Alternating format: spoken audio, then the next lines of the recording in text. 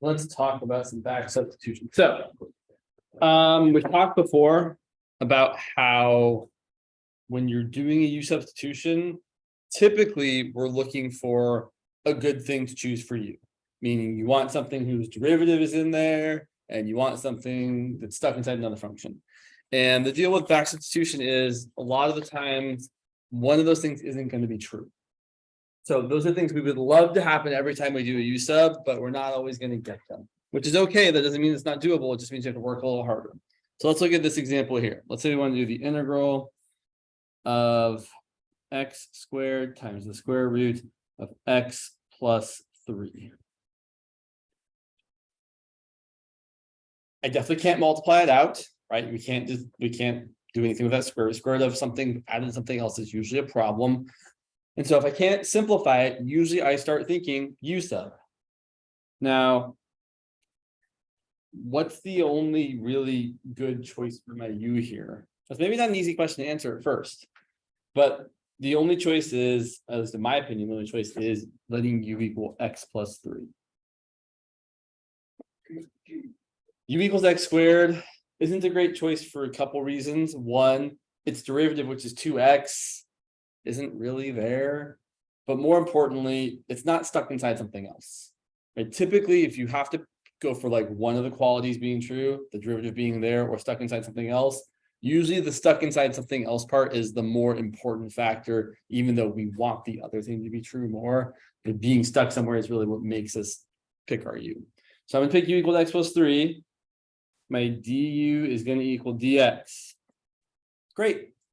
So now we start going on our way. And I guess I'll try and do this like your teacher would probably do it, I think. So I'm going to rewrite this as equal to the integral of x squared just sticks around.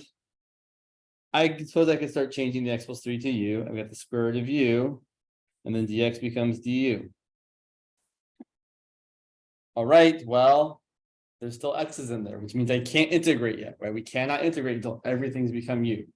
But since that's not going to get eaten up by anything, like normally, like if this was some other problem where you had like an x cubed in here and you would get like a du over x squared, they'd cancel out and you'd be like, cool. But we don't have that. Like, sorry. I said words that may not be. So we'll come back to this real quick. I just want to point out, like, if we were doing something like this instead, the integral of x squared times the square root of like x cubed plus 3, then it'd be super great. You'd be like, oh, u is x cubed plus 3. Du is 3x squared dx. Dx is du divided by 3x squared. And then when you start rewriting this, you would get x squared, square root of u, and then dx would be du over 3x squared. And the x squareds would cancel, and we'd be set, because then you just have 1/3 square root of u du. That'd be great, because it has all u's. That's not going to happen here. So here, we're stuck. We're like, well, I dealt with my dx du transformation. It was pretty easy. I've dealt with the thing that was u, and I've still got x's left over. So what we're going to do is we're going to take what we've set u equal to and solve for x. So subtracting 3 from both sides, u minus 3 is equal to x.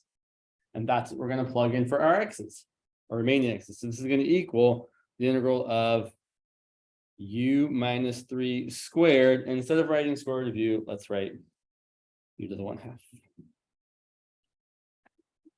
And now it's all about simplifying.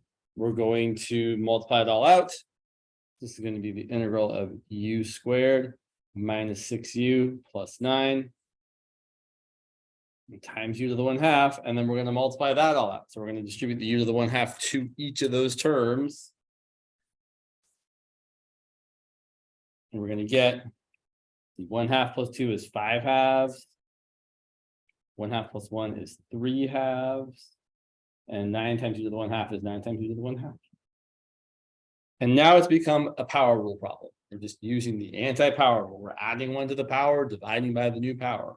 So it's going to be equaling, let's see, u to the 5/2 plus 1 is 7/2, and instead of dividing by 7/2, multiply by 2 7s. And then minus, James, minus 6 times 2, let's see, u to the 5/2, 6 times 2/5 times u to the 5/2, and then plus Here we're gonna get a 9 times it's a u to the 1 plus 1/2 is 3/2 times 2/3 plus c. We're not quite done here because this is an indefinite integral. So the variable we started with is one we have to end with. So we're going to plug back in what x is, and we're going to get, we're going to plug back in what u is, which is x plus 3. We get 2 7 times x plus 3 to the 7/2. 6 times 2/5 is 12/5, so minus 12/5 times x plus 3 to the 5/2. And then 9 times 2/3 is going to be 6, so plus 6 times x plus 3 3/2 plus c. That's the idea, is that you do your u substitution kind of like you normally would, and then after you do it and you have some leftover x's, you take what your u substitution was, you solve for x, and you plug it back in for the remaining x's, and then hopefully it's usually relatively not too terrible to simplify. Questions so far? Let's see, let me look back at that for just a second.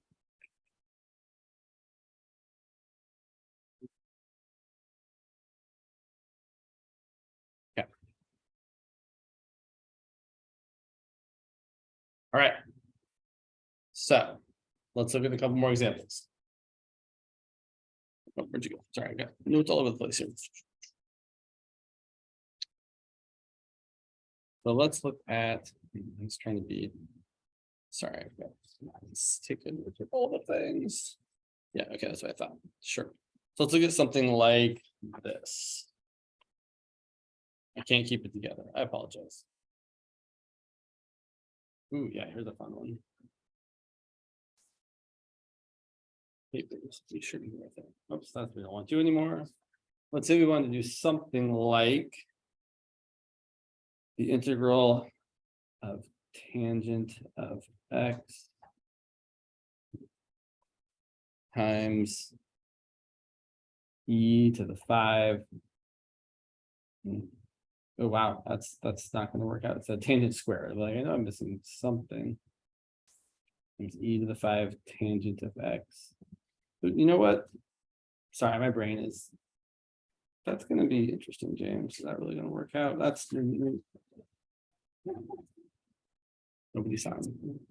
Sorry, I was thinking of something else. It was not. Yeah, let's look at something like this. Let's look at the integral of 3 over 2 plus the square root of x. Okay. What do we think? What would you try and let? Well, first of all, can't simplify it. What seems like a plausible choice for you? Actually, don't answer me. Write it down. Write down what you think you should let u equal.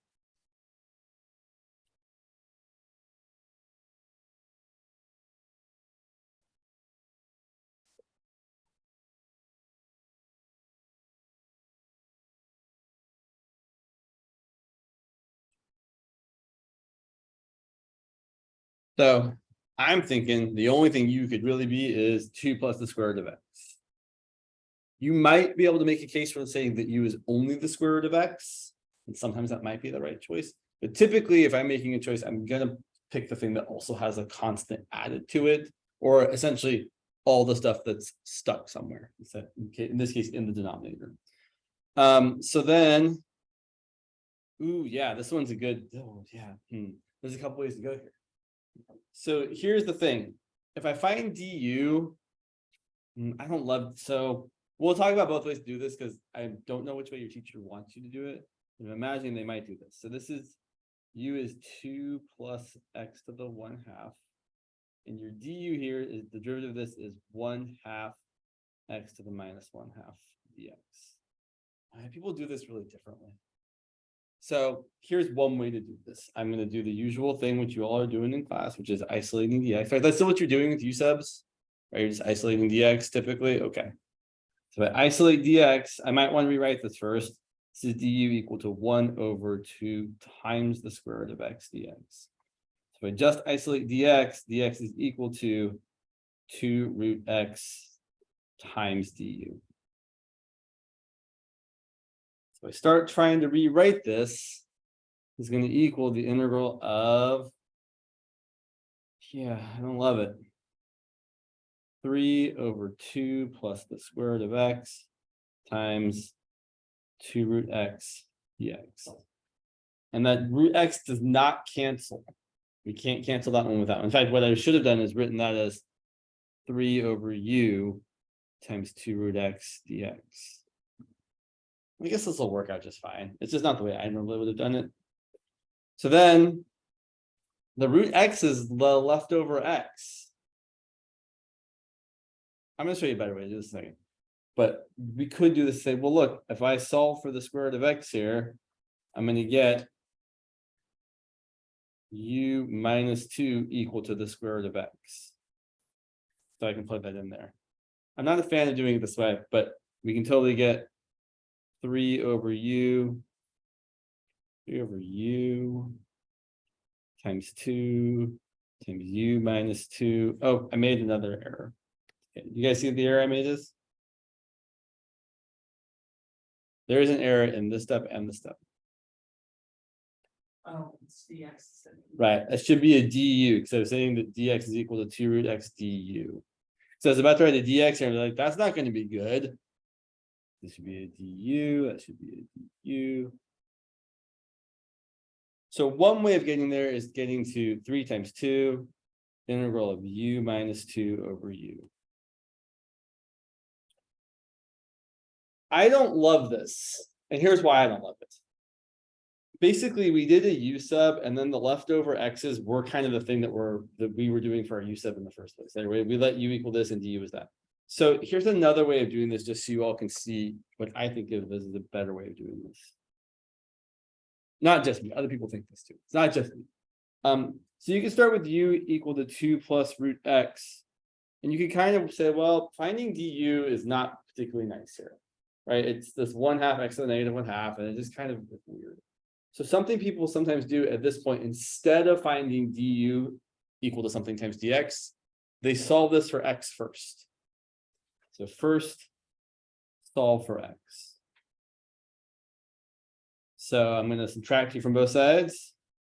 U minus 2 equals the square root of x. And I'm going to square both sides. U minus 2 squared equals x.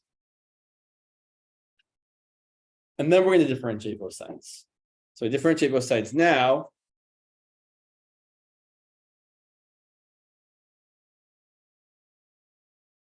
I get the derivative of u minus 2 squared, which is 2 times u minus 2 to the first times the derivative of u. And the derivative of x is 1 times the derivative of x, or just the derivative of x. To me, that's much nicer, because now look what happens. We can go back to our integral here and replace dx with what it's equal to, and replace the denominator with u. So our integral of 3 over 2 plus the square root of x dx is going to equal 3 over u times dx, which is 2 times u minus 2 du. Hey, look, that's the same thing. Whichever way you like to do it is fine. I feel like this is typically easier. So what I would say is, when you're trying a u sub that you think might be a back sub, you've chosen your u, and finding du is kind of gross, so maybe it looks like it doesn't really fit in there. An option is to take your u equal to the thing with x in it and solve for x, and then take the derivative of both sides. Totally works. And we get to the same place either way. This integral and this integral are the same integral. So now the question is, how do we solve it? So typically most of these u subs with back subs, after you do them, they just simplify the powers of your variable. So typically we just end up getting, in this case, we have 6 times the integral of u minus 2 over u. We divide each thing by u. So 6 integral of u minus 2 over u du is equal to 6 times the integral of u over u minus 2 over u du, which is 6 times the integral of 1 minus 2 over u du, which then we integrate and we get 6 times u minus 2 natural log of the absolute value. Let's see. And then we plug back in what u is equal to, which was 2 plus the square root of x. This ends up being 6 times 2 plus the square root of x minus 2 times the natural log of the absolute value of 2 plus the square root of x plus c. Kind of funky, but not too terrible. Questions so far?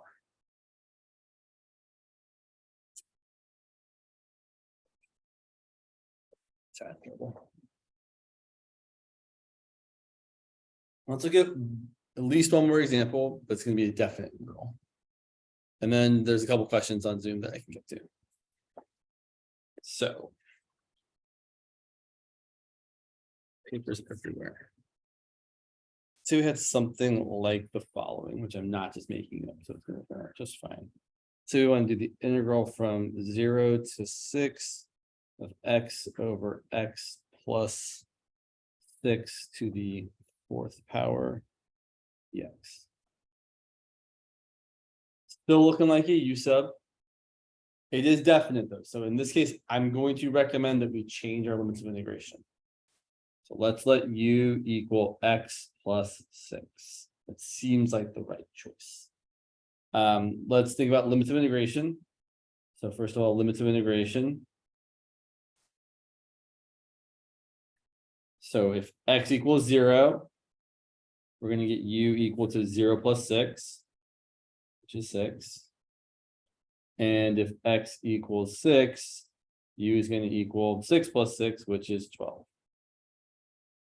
So those are going to be my new limits of integration. My du is going to equal dx. So let's start rewriting this. We write this as the integral from u equals 6 to u equals 12. The denominator is u to the 4th. The dx is du. And the x, we could leave as x if we didn't want to deal with it right away, but we do need to deal with it at some point. So can somebody tell me what x is going to equal if I replace it? It's definitely going to be that u minus 6, right? Because we have u equal to x plus 6. Subtract 6, we get u minus 6 equal to x. So that's what's going to go in there. So this is going to be integral from 6 to 12 of u minus 6 over u to the 4th. So most of these ones that are fractional, you end up getting one thing in the denominator that you can then divide each piece by. So this is going to look like the integral from 6 to 12. U divided by u to the 4th is u to the negative 3rd. And 6 divided by u to the 4th is 6 times u to the negative 4th. The numbers are going to be pretty here. So this is going to be, let's see, u to the negative 2 divided by negative 2 minus 6 times u to the negative 3 divided by negative 3 from 6 to 12. I might simplify this just a tiny bit before I got too carried away here. That's going to be negative 1 over 2u squared. This is going to be plus 6 divided by 3 is 2 divided by u cubed from 6 to 12. And then I would plug it in. Plugging in 12, I'm going to get negative 1 over 2 times 144 plus 2 over 12 cubed. And then minus, plug in 6, you get minus 1 over 2 times 36. And then plus 2 over 6 cubed. And then you should just leave it like that and put it into web work, right? You don't want to actually calculate that stuff. Or you could, right? You get a decimal approximation. Questions about any of that?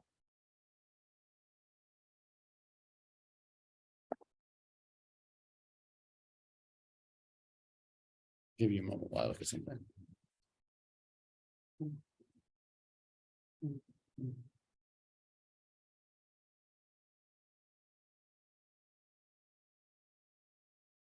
So just want to say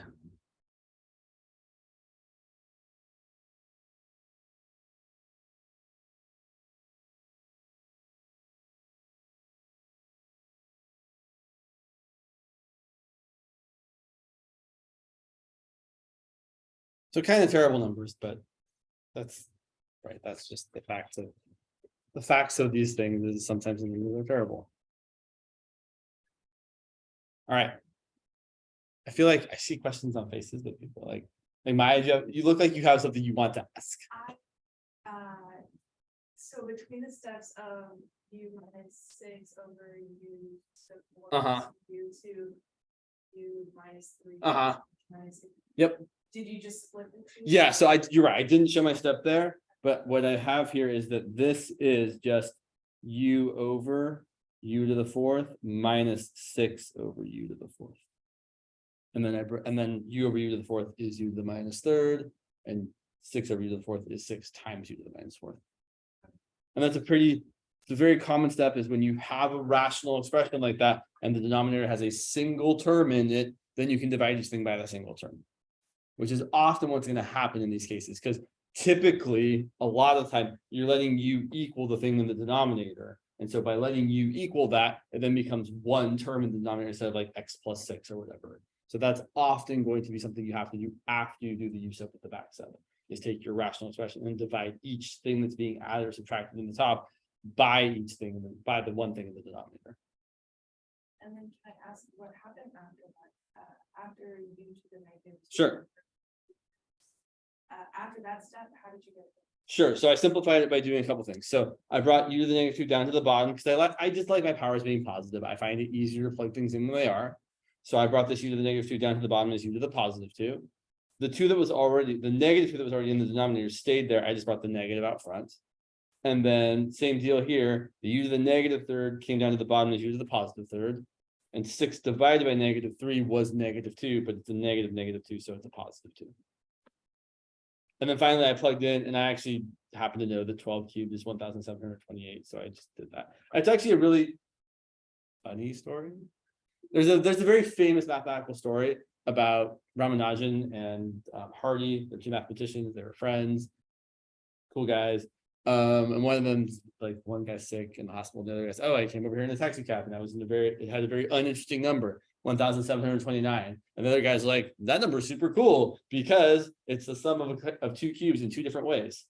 1,729, just so you all know, it's a fun fact you can impress your friends with. I know, right? You can either write it as 10 cubed plus 9 cubed, or you can write it as 12 cubed plus 1 cubed. Kind of cool.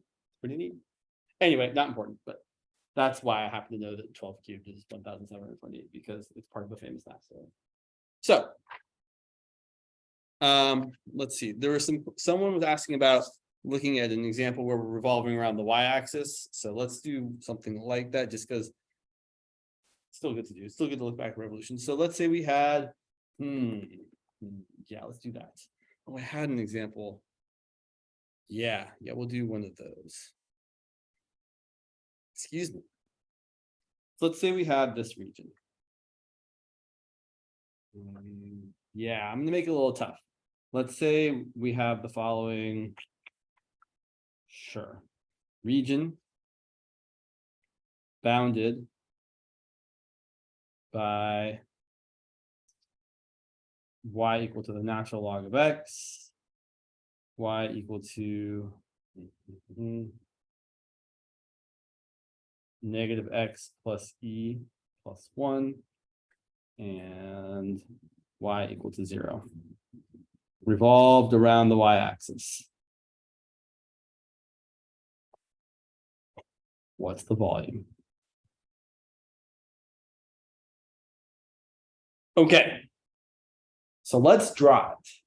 For any of these things that you have to revolve, you don't have to draw them, but it's usually a good idea. So y equals natural log of x, usual shape.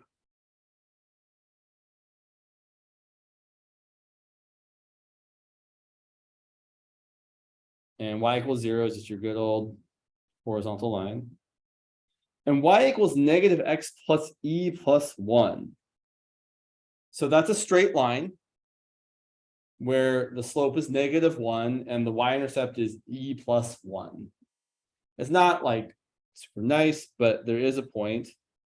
So e is about 2.7, so e plus 1 is about 3.7. So my intercept's about right there. Let's draw it in red. So this line looks something like this. So here's our y equal to negative x plus e plus 1. And I would point out that the y-intercept is e plus 1. And the x-intercept is also e plus 1. So I'm looking at the region bounded by all these things, which means I'm looking at this region right here. And I'm actually kind of glad to be going around the y-axis for a couple reasons. One, I was going around the x-axis, I would have to end up integrating the natural log of x, which we don't know how to do yet. 2, if I was going around the x-axis, I'd also break it up into 2 integrals, because I've got a different top function halfway through. But I don't have to do that. I get to use horizontal cross sections. And I can see that my cross section is not touching the axis of rotation, which means are we going to have to use the disk method or the washer method? Washer. And again, really, I would really encourage all of you to be like, well, really, they're the same. The washer method just has an extra thing we do, right? The disk method, you just do pi r squared, d whatever. The washer method, you do pi big R squared minus the little pi r squared as well, right? So we take out the middle part. So here, our big radius is the outer function, the one that's further from the axis of rotation. So our big radius is going to be y equal to negative x plus e plus 1, except we're going to have to turn it into x as a function of y, which is kind of interesting because if you solve for x, you just get the same kind of thing. X equals negative y plus e plus 1. A little radius, which is the closer function, would have been y equal to the natural log of x, but instead we have to change it to x as a function of y. So x is going to equal e to the y. So setting this up, we're going to do pi times the integral of our big radius squared minus our little radius squared, dy. That's going to be pi times the integral of our big radius, which is k, negative y plus e plus 1 squared, minus our little radius, which is e to the y squared. Okay, easy question, or easy-ish question if you look at the picture. How low do our horizontal strips go in our region? How low? Yeah, y equals 0, right? We can see from the picture the lowest y value is definitely 0. Okay, harder question. Kind of. I don't want you guys to answer. I just want to, the hard question is to figure out how high they go. Now, if you're trying to figure out where these two functions intersected, you might try setting them equal to each other, because that's typically what you do when trying to figure out where two functions intersect. But the problem is setting the natural log of x equal to negative x plus e plus 1 is not a real straightforward way of actually solving an equation like that. You're just kind of like, so typically what you want to do is guess. And so there's like maybe 2 good things to guess. There's more than 2. But when you've got a natural log, there's only so many things that are nice to plug into a natural log. Like you can plug in 1, and the natural log of 1 is 0. But 1 doesn't work here, because if you plug in 1, you get 0 here, and you get negative 1 plus e plus 1, which is e. The next nice thing to plug in would be e. The natural log of e is 1. And then is that equal to negative e plus 1? Oh, it sure is. So if something looks like it's going to be terrible to try and solve algebraically, guess a nice number for x that seems like both equations you could actually evaluate them there without too much trouble. That's why I picked e, because then you plugging in e was going to give me a nice number when I took the natural log of it. So that point there is e comma 1, which means the upper limit of integration is 1. And then the rest of this is algebra that's not fun to do. You have to multiply it out. So yeah, you have to multiply it out. Yeah, terrible. So you end up getting, if you multiply this out, you get y squared. Oh my gosh. I'm gonna do this. I'm gonna kind of take a shortcut here. I'm gonna think of this as negative y plus the constant e plus 1. So it's like y squared, and then it's minus 2y times e plus 1, and then it's plus e plus 1 squared minus e to the 2y. And then, yeah, you could integrate it. It's going to be y cubed over 3 minus y squared times the constant e plus 1 plus y times the constant e plus 1 squared minus e to the 2y divided by 2 from 0 to 1. Not the best ever. Question? Let's say I have a terrible intuition. and Sure. I don't know which numbers to pick for a guess. What are some good numbers that I should guess? It depends on the function. So I would say the good numbers you want to guess are numbers that are easy to plug in, meaning like if you've got a square root function, guess numbers like 0, 1, 4, 9, etc. Like numbers that when you plug them into the function, you get out integer values.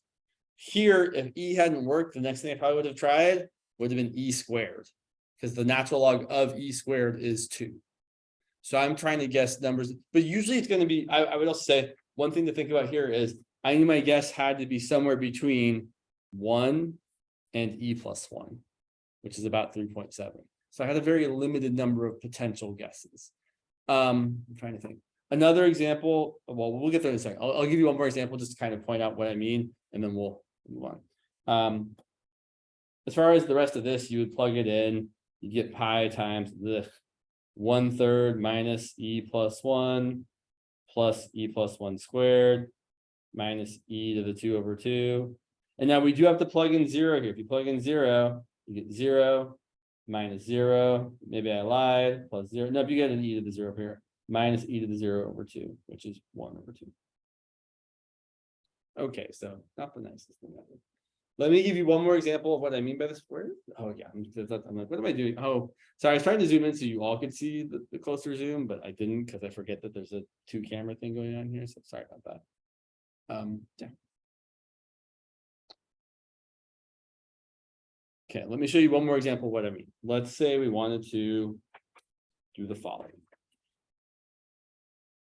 There. So again, same kind of deal. Let's say we want to do the region bounded by the following functions. Let me make sure I remember them. Yeah, these are not too terrible. By f of x equal to the square root of x and g of x equal to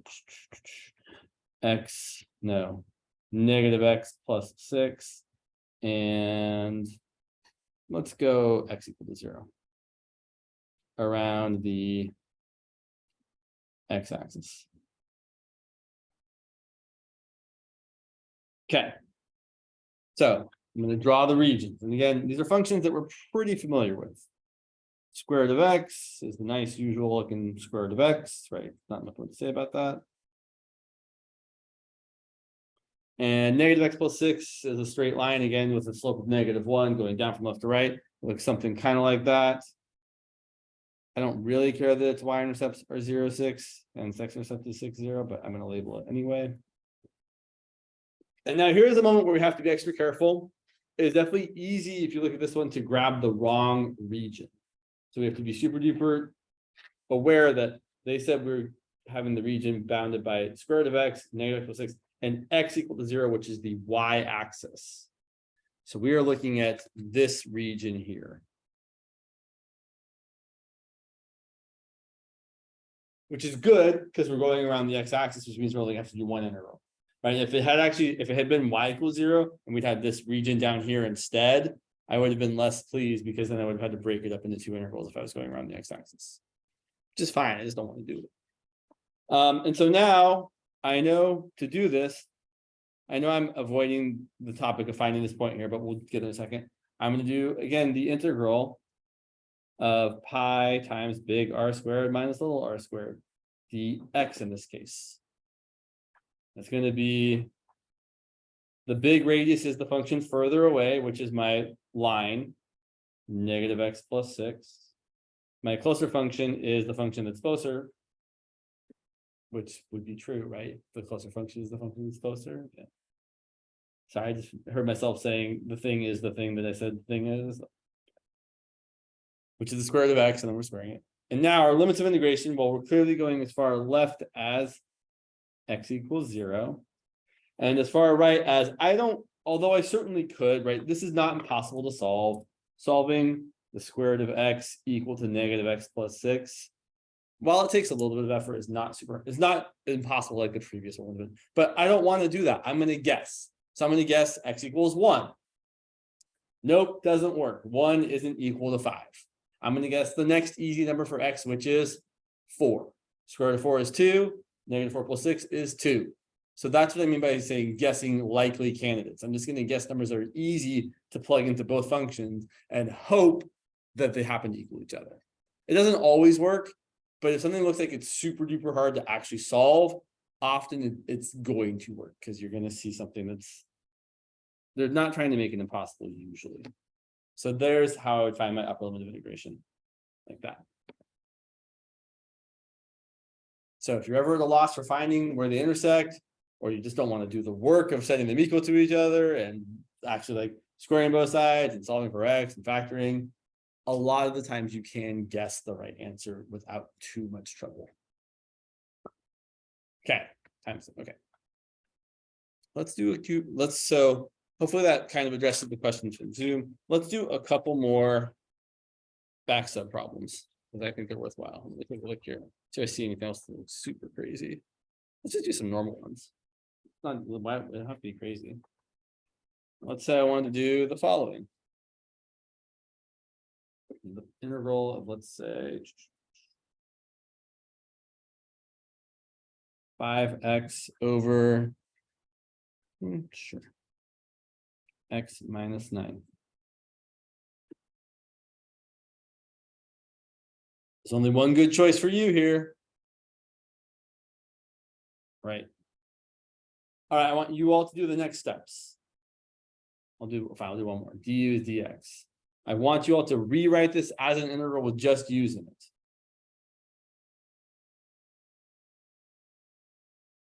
You guys at home too.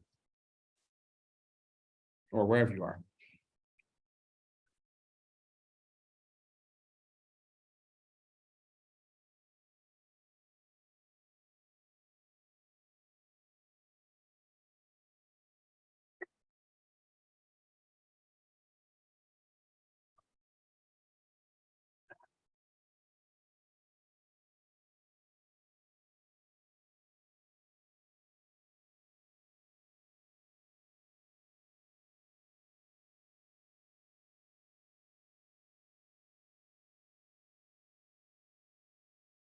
Yeah, we should do it like that too.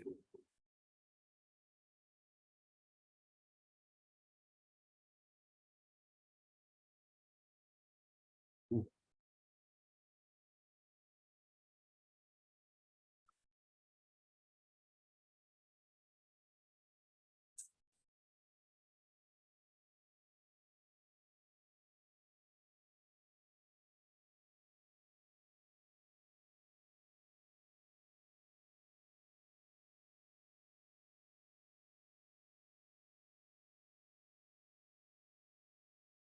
That's kind of what I'm thinking. I have my 5x, but I don't want x. I'm going to leave it open for a second. My denominator is just u because u was x minus 9. My dx became du. And then doing the back substitution, solving for x, u plus 9 equals x. So that's what's going to go right there. And then you have a couple options. I probably personally would bring out the 5. I might even bring out the 5 before I did anything else. Any constant multiple, often it's a good choice just to bring it out. I'm going to write this as 5 times the integral of u plus 9 over u du, which is 5 times the integral of u over u plus 9 over u, which is really 5 times the integral of 1 plus 9 over u. And now that I've simplified this as much as possible, I'm going to integrate it. I'm going to get 5 times the integral of 1 is u. The integral of 9 over u is 9 natural log of the absolute value of u. Finally, we go back, we plug in what u is equal to, we get 5 times x minus 9 plus 9 times the natural log of the absolute value of x minus 9 plus c. Not too terrible. For some of these, you won't even have a back substitution. Like, for example, if someone said, I want to find the antiderivative of x minus 7 to the 11/3 power, you could probably even get away with doing this one without a u substitution. Here's what I mean. So in this previous problem we did, we kind of had to do the u sub because there were going to be leftover x's. Here, if we do the u sub, u equal to x minus 3, you're going to get du equal to dx. This is a reminder, I know it's been a while since we said this. I'm gonna remind everybody, what we're really doing here to get this is we're taking the derivative, right? We're really saying the derivative of u with respect to x is equal to 1, the derivative of x minus the derivative of 3, and then we're multiplying both sides by dx to get back to here. Just so everyone's clear, right? That's what we're doing. You find du, you're really just taking the derivative and then multiplying the x over. Yeah. U equals X minus. Yeah, sorry, I was looking at something else. Thank you. Good call. That's a 7, right? I'm kidding. It's not a 7. It was a 3, but it's meant to be a 7. Thank you. Yes, that's a 7. Notably, it doesn't change anything. So when we write this, we could say, well, we're going to just get the integral of u to the 11/3. And then integrating that's just using the reverse power rule. So we're going to get u to the 14/3 times 3/14 plus c, which is then going to be 3/14 times x minus 7 to the 11/3 plus c. But here's what I would like you to see about this. If you can see that you essentially just have x plus or minus something to a power, you can just kind of use the power rule for that thing. Not here, because we had some other stuff going on, but if you just had something else like, for example, the integral of 1 over x plus 9 to the 5th power, you could totally rewrite this as the integral of x plus 9 to the -5th and just use the power rule. I've got something to the -5th. I'm going to anti-differentiate that and get x plus 9 to the -4th divided by -4. Because the du dx change doesn't really change it because du is equal to dx here. It's different if your u is more complicated. But if your u is just x plus a number or x minus a number, you can kind of get away with this sometimes. Or you can always take the safer route. It is totally good to just be like, yeah, u equals x plus 9. Du equals dx. Rewrite this as the integral of 1 over u to the 5th du, which is the integral of u to the -5th du, which is u to the -4th divided by -4 plus c, which is what we got up there. That's also very legit and feels maybe safer. Okay. There's something else I had on my mind. Maybe not. Yeah. So these back substitution problems, they can get kind of ugly, but most of the ones on your homework don't look very bad. I think the worst thing you'll really see is letting u equal something and then having a back sub into something else being squared. Let me show you one more example. Let's make it fun. Fun. So let's say I want to do the integral of 3x squared over the cube root of x minus 2.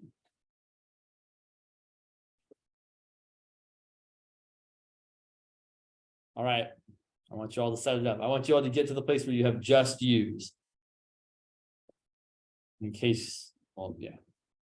And I think we all can be cool with saying here that u has to be x minus 2.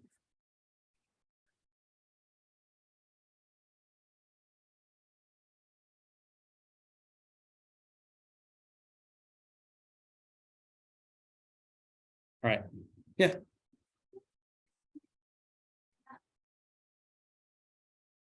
3x squared. Oh, not the cube root of x minus 2? That's a good question. My answer to that is 2 things. Thing one, I'm usually trying to, that's not a good answer. I was gonna say I'm usually trying to pick the thing that's stuck inside another thing, but you could make an argument for saying, well, James, the cube root of x minus 2 is stuck inside the denominator, which would be a fair point. What I would generally say is if you have a choice between picking a more complicated u and a less complicated u, it's usually good to try the less complicated one first. Yeah. Practice, I mean, honestly, is part of it too. I've seen these problems a lot, so I have good intuition about what to do. But yeah, I'm usually trying to let u equal something not super complicated the first time around. And if it doesn't work, I try something different.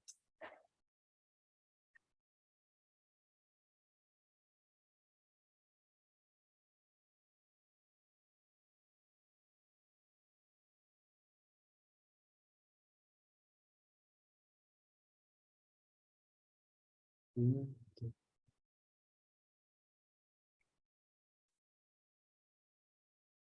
know they got sued for that song. This song. They got sued for that. It's very, very similar to a Huey Lewis in the News song called "God Brand New Drug." Like too similar. Anyway, not important. We should probably, even though I've not given you very much time, let's go ahead and do it anyway because we only have a little bit of time left. So if we let u equal x minus 2, our du is definitely dx, and x, when we do the back sub, is going to be u plus 2. So rewriting this, deal with all the easy things first. Dx becomes du. Cube root of x minus 2 becomes cube root of u. And then 3x squared, well, let's pull out the 3. And then x squared is going to be u plus 2 squared. The rest of this is a simplification process. We have to say 3, we have to multiply this out. So we have u squared plus 4u plus 4 divided by, let's write this as a power, u to the 1/3. Some people like to do the thing where they multiply it by everything by u to the negative 1/3. So you can either write this as the integral of u squared plus 4u plus 4 all times u to the negative 1/3. Or you can write it as the integral of u squared over u to the 1/3 plus 4u divided by u to the 1/3 plus 4 divided by u to the 1/3. Either way is fine. Just make sure that if you do it this way, you do actually distribute the u to the negative 1/3 to each of the terms. I've seen many, many students over the years have this magically turn into like u squared plus 4u plus 4 minus u to the negative 1/3 or something like that. So make sure that actually it's getting multiplied by everything there. In either situation, we're going to end up getting 3 times the integral of, okay, 2 minus 1/3 is 5/3. 1 minus 1/3 is 2/3. So you get 4u to the 2/3. And finally here, there's no u on top, so I just get 4u to the negative 1/3. Okay, now we have to integrate. Fun times. So we're going to get 3 times the integral of u to the 5/3 is u to the 8/3 times 3/8. The integral of u to the 2/3 is u to the 5/3 times 3/5. And the integral of u to the negative 1/3 is u to the 2/3 times 3/2. Gross. It's a lot of power rule. There's a lot of power rule in these problems where you're just adding 1, dividing by the new power, adding 1, dividing by the new power. Finally, we can put this on this page here. Finally, we plug back in what x is equal to. We maybe do a little bit of simplifying. The only simplifying I would really do is just multiplying the 4 by 3/5 and the 4 by 3/2. That's kind of all I think you should really do. And simplifying this just a tiny bit, we're going to get 3 times 3/8 times our x minus 2 to the 8/3 plus 4 times 3/5 is 12/5 times x minus 2 to the 5/3 plus 4 times 3/2 is 12/2, which is 6 times x minus 2 to the 2/3 plus c. They're not too terrible, but they are usually pretty lengthy to write out because there's just going to be a lot of pieces usually. All right, next time on Wednesday, we'll actually talk about integration by parts, where we will learn how to integrate something like x squared times cosine of x. Fun times. Or something like 2x times sine of x. Or something like x cubed times e to the x. And lots of other things, but these are kind of like some primary examples that we typically go to first. It's not just going to be x squared times negative cosine of x. It's the whole thing. All right, but yeah. Yeah.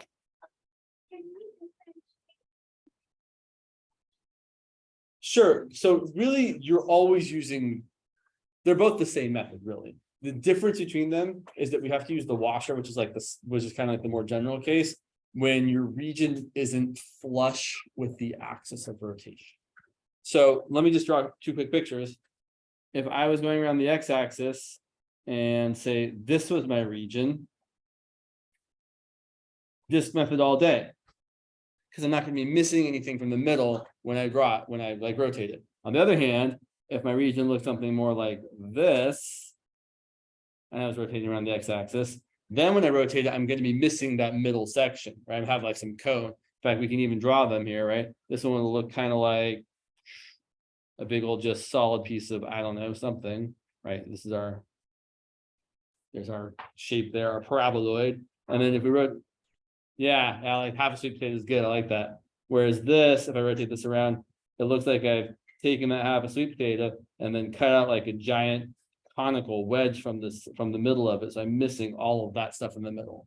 So here we need the washer method to account for that inner circle that's being subtracted out.